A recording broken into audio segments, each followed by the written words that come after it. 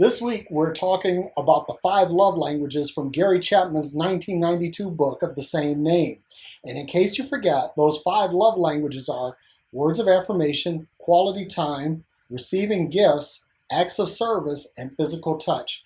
And today, we're talking about acts of service. And listen, I'm going to tell you, there's nothing like serving. There are some people, they like being waited on simply because they haven't really learned the beauty of serving. There's nothing like sharing yourself with others, or to share something with others that you have that they don't. And when I'm talking about acts of service, I'm not necessarily talking about material things.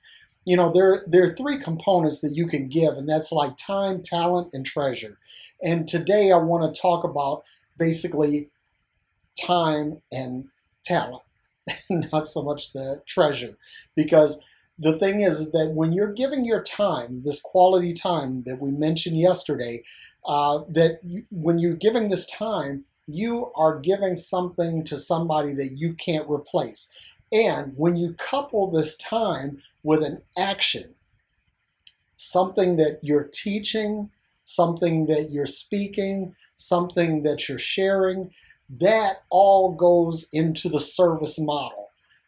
This is the thing. I believe that when you're a consultant, you can look at people as either clients or customers. A client is someone with whom you have a symbiotic relationship with. But a customer is someone who you simply serve.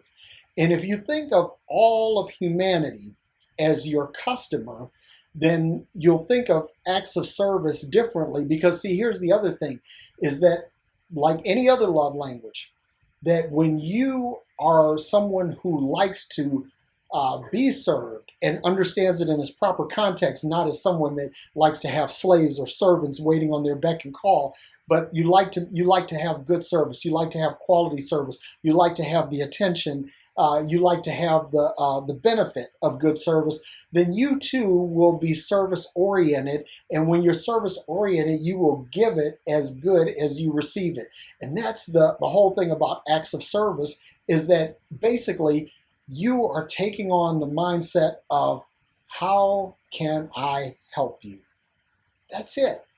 How can I help you? And honestly, for me, this is a big one for me, because I'm always on the lookout for ways to help others. And it isn't always like, what can I do for you financially, or what can I do for you intellectually. Sometimes it's just something as simple as holding a door for someone. Sometimes it's just as simple as, saying thank you. Sometimes it's just a smile. When you're doing these things, you are actually serving humanity. I can't tell you how much joy it gives me to be able to serve someone. When someone comes back to me and says, "Hey, I really appreciate what you did there," and listen, I'm not doing it for the accolades. That's the important thing. I'm honestly, whether or not I get a thank you for holding a door is inconsequential.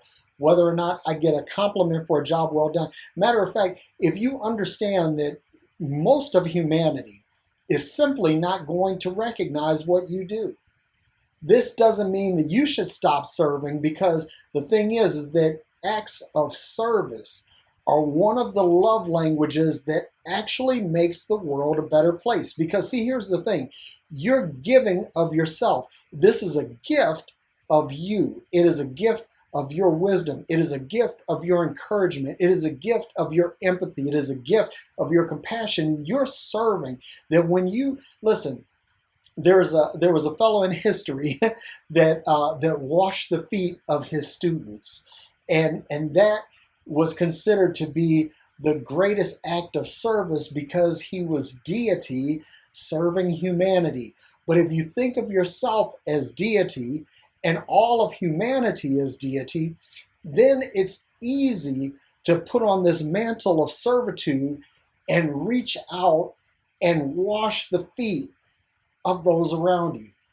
What can you do to be encouraging? What can you do to be helpful?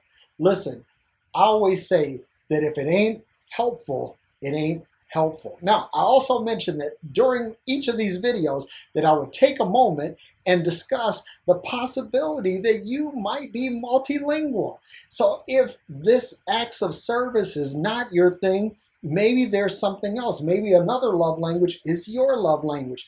And what I want you to understand is that there are people that can be multilingual. They can have multiple love languages. They can be highly functional or even fluent in multiple languages, and maybe dysfunctional or not functional in others. And it's okay. It's all right.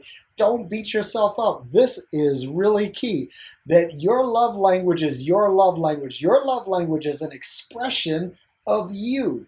And listen, if acts of service is your love language, then that means you are one of the few people in the world who it is literally your destiny to make things better for others.